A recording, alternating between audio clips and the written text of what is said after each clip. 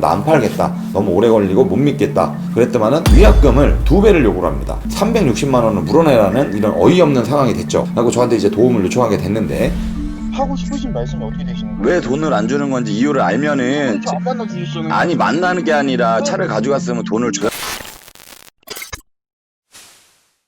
중고차 아는 만큼 사기 피해를 줄일 수 있다. 중고차 독학의 최은재입니다. 매입 사기건에 대해서 저번에 제가 설명을 드렸었죠. 포드 건에 대해서. 그래서 저번에 포드 사건은 이제 위에 링크를 이제 클릭해 주시면은 어떤 사건인지 나오실 거고, 이번에는 어떤 일이 있었냐면, 제 이제 친구의 처남인데 자동차를 판매를 한 거예요. 어느 식으로 판매를 했냐면, 여기 보면은 이제 SK엔카에 이렇게 들어가면 이렇게 국산차나 수입차 이렇게 누르면 판매자 구분이라는 게 있어요. 판매자 구분인가를 누르시면 이 부분에서 이제 개인권을 누르면 개인분들이 찍어서 올려놓은 차들이 굉장히 많단 말이에요. 가령 얘기해서 이런 경우 이름이 나와 있고 개인이라고, 딜러는 또 여기 딜러라고 나와 있습니다. 판매 중 한 대, 당연히 개인이니까 한 대밖에 없겠죠.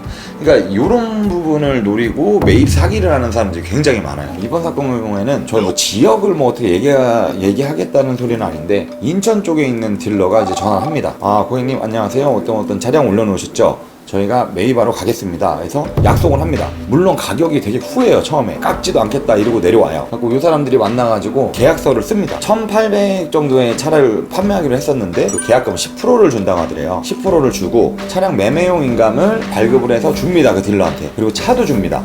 보조키까지 해서.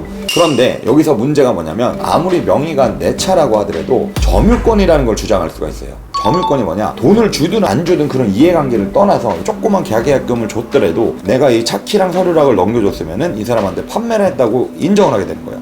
그게 바로 점유권이라고 하는 거거든요. 이게 굉장히 무섭습니다. 명의는 내 거여도 차를 가지고 있는 점유권자가 우선시되는, 어떻게 보면 이상한 법이죠. 그리고 문제는 이 사람이 4일 동안 시간을 끄는 거예요. 3, 4일가량을 연락도 없고 전화해보면은 점검 중이다.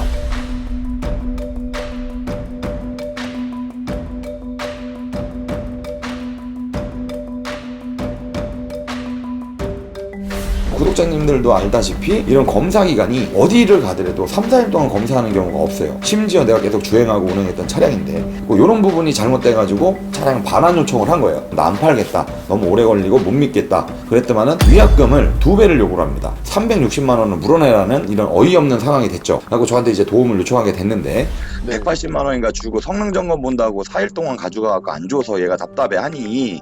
네. 그래서 친구 내가 처남이라고 아까 말했잖아요. 아까 그 DH 파네가 그러니까 그 DH 차주분이 사장님이랑 그걸 가족 관계예요? 내 친구 처남이라니까요. 그래갖고 내가 아니, 우리 처남이야? 예, 그래갖고 그냥 완전 처남이 아니에요? 아니 그러니까 그런 얘기는 필요 없고, 그냥 제가 말씀드리려는 게 뭐냐면, 매입 말씀이 뭐예요?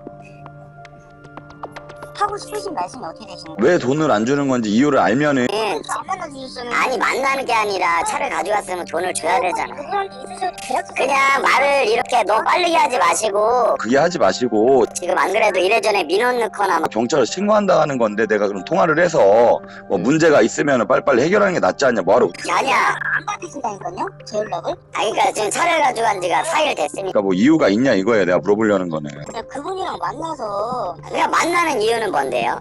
만나는 이유. 네, 만나는 이유는 왜? 좀 해드리려고. 돈을 주려고 만난다는 거예요? 네. 그냥 어차피 차 가져간 거니 이체해주면 되는 거 아니에요? 인감도 다 가져갔다면서요. 저희 사장님. 그냥 하시고 싶으신 말씀이 뭐예요 지금 저한테? 아니 그러니까 저기 안 뭐야, 만나요. 연락을 안 받으신다고요. 그냥 동타수 가신다고 제 연락을 안 받는다니까요.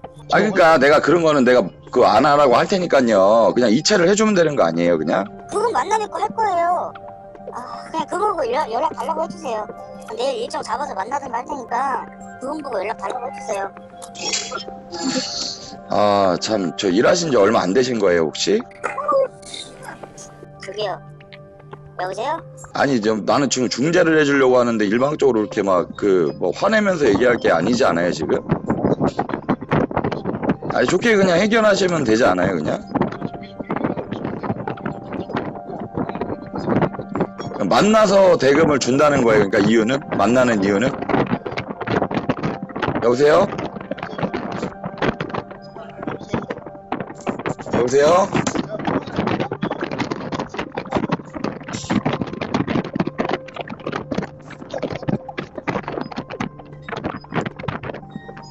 여보세요?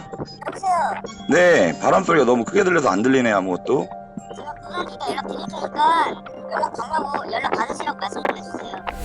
자, 들어보시다시피 되게 어이가 없죠. 도대체 뭐가 문제나서 차량을 돌려주지도 돈을 주지도 않냐. 일주일이 다 돼가는데 도대체 뭐가 문제냐 이렇게 제가 물어봤는데 통화 녹음을 들어보시다시피 말이 막무가내요. 뭐 만나주지도 않는다.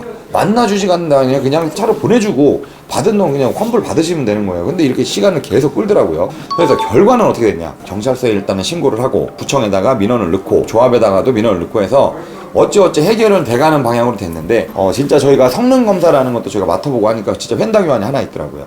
횡단 교환 하나일 경우에 국산차 기준에서는 50에서 70 정도가 가장 합리적입니다. 근데 여기서 600만 원가량을 감가를 한 1200만 원 정도의 거래를 하자고 하더라고요. 이렇게 해서 이제 손님들이 빨리 돈은 받아야겠고 불안하다 보니까 빨리 해결하기 위해서 포기하시는 분들도 많아요. 절대 그러시면 안 됩니다. 일단 법적으로 해결하실 수 있는 부분은 최대한 활용을 하시고 민원 넣을 수 있는 건 최대한 민원을 넣으셔서 이런 사기 피해를 줄이셔야 된다는 거죠. 매입 사기 딜러들의 가장 주의할 포인트는 차를 먼저 가져간다고 했잖아요. 가져간 다음에 말도 안 되는 문제점을 막 합니다. 뭐가 고장이 있다, 뭐가 있다, 뭐 사고가 이렇게 더 나왔다, 가짜로 이렇게 작성을 해서 보내줍니다. 그리고 요 수리 금액을 내놔라, 이 감가율을 내놔라, 막 이런 식으로. 이런 부분을 방지하려면 어떤 부분이 제일 중요하냐. 첫 번째, 차량 대금은 전액을 받은 다음에 인감과 보조키량을 넘겨준다. 두 번째, 차를 매각한 바로 다음날 공휴일이 있지 않은 이상은 바로 이전 등록을 한 거를 스캔볼이나 아니면 팩스로 요청을 해서 꼭 받는다. 이런 부분들을 꼭 계약서에 작성을 하셔야 됩니다. 이렇게 SK 엔카 쪽에 이런 개인 매물을 올려놓으실 때는 굉장하게 신중하게 항상 하셔야 되고, 누누이 제가 말씀드리는 것처럼 인증된 어플들이나 인증된 업체들 그런 쪽에다가 의뢰를 하셔서 판매를 처리하셔야 된다고 봅니다. 그리고 항상 매입하러 온 딜러의 사원증이나 사업자 등록증 꼭 확인하신 다음에 매각 처리를 하셔야 된다. 네, 이런 부분이 있습니다. 차라리 그것도 불안하시면 글로비스나 아니면 뭐 AJ 셀카라든지 이런 경매장이 있어요. 그런 쪽에다가 일정 수수료를 납부하시더라도 맡기시는 게 사기 피해를 줄이실 수가 있는 겁니다. 그리고 하나 더 주의하실 점은 뭐냐면, 이분들이 항상 요구하는 위약금이라는 게 있습니다. 사고가 있을 때 뭐 얼마, 요런 거에 너무 휘둘리지 마시고 절대 포기하시면 안 된다는 거예요. 그러면 다음 시간에는 내 차가 기스가 있거나 또 여러 가지 사고가 있거나 이런 부분이 있었을 때 정확하게 감가가 어느 정도 선이 들어가야지 합리적인 가격인가, 그거에 대해서 저희가 말씀을 드리도록 하겠습니다. 절대 판매하실 때 얕은 지식으로 이렇게 거래를 안 하셨으면 좋겠습니다. 최은지였습니다. 재미있고 유익하셨다면 좋아요와 구독 버튼을, 재미가 없고 유익하지 않았다면 싫어요와 댓글을 남겨주시기 바랍니다.